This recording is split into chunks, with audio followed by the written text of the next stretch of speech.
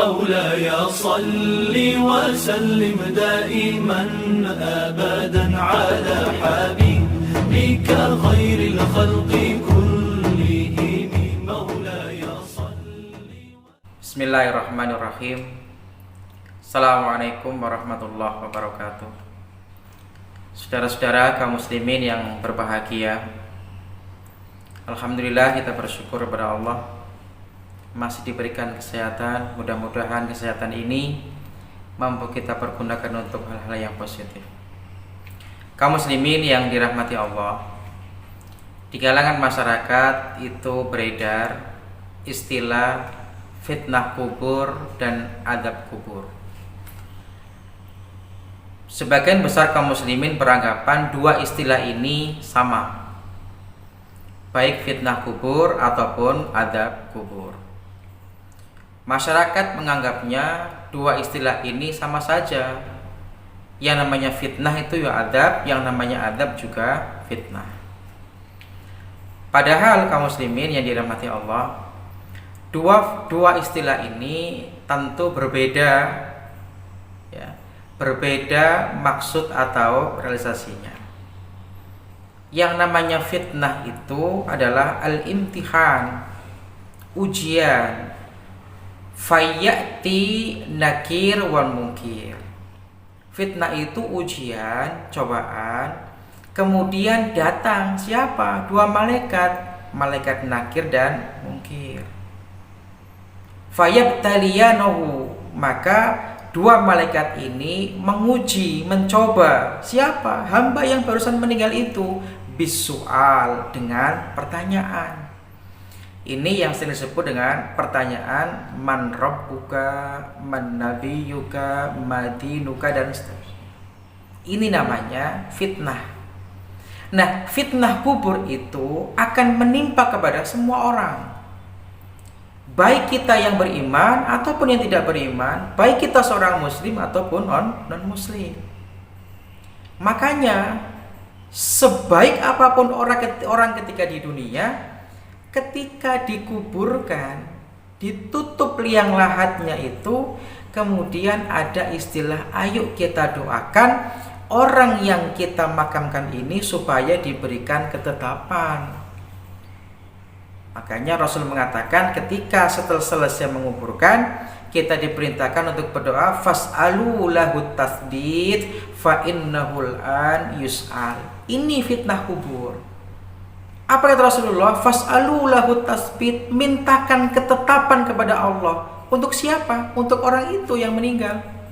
Fa innahul an yus'al, karena almarhum itu, orang yang meninggal tadi itu sekarang sedang ditanya oleh malaikat. Artinya bahwa orang yang kita makamkan tadi sebaik apapun akan dikenakan yang namanya fitnah kubur.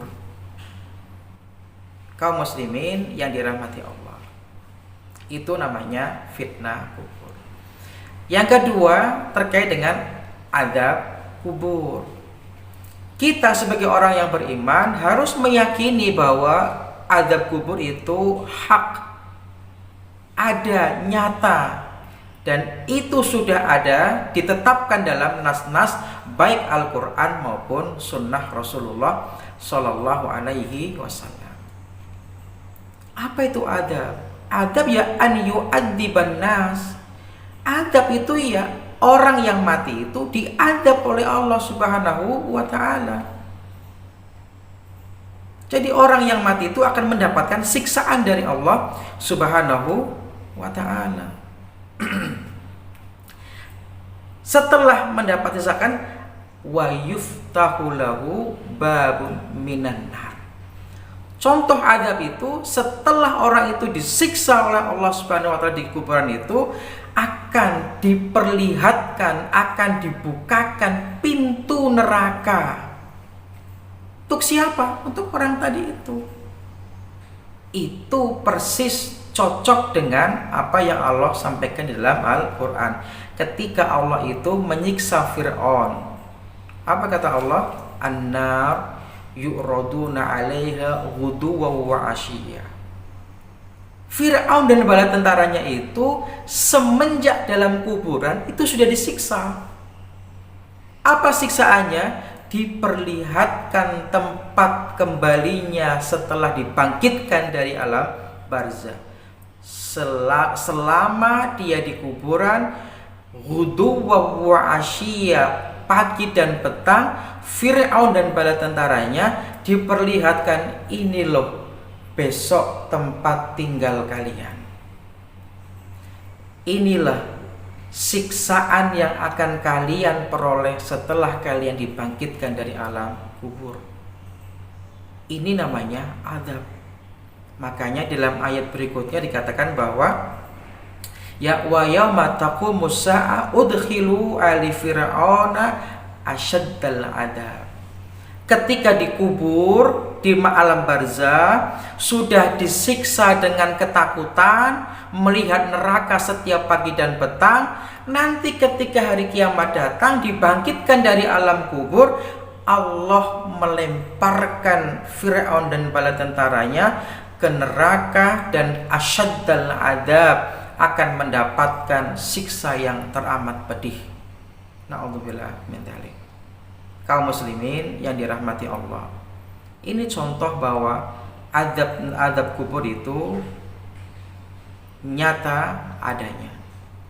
Bahkan di sebuah hadis Rasulullah SAW itu pernah menceritakan bahwa ketika lewat di sebuah kuburan, melewati dua makam bersama para sahabat, kemudian Rasulullah SAW mengambil pelepah kurma, kemudian menancapkan di dua pemakaman itu. Para sahabat bertanya, apa yang kau lakukan wahai Rasulullah? Jawab Rasulullah, mereka berdua sedang diadab oleh Allah. Ya, mereka berdua diadab bukan karena dosa besar, tapi karena yang pertama suka mengadu domba, yang kedua tidak pernah memperhatikan ketika buang air.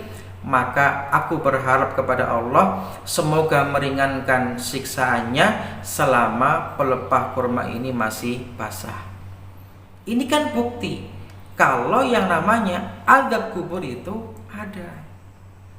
Jadi kita kaum muslimin sekarang sudah paham bahwa yang namanya fitnah kubur itu adalah pertanyaan-pertanyaan yang para malaikat atau mukar dan nakir itu, atau nakir dan mungkir itu menanyakan kepada kita.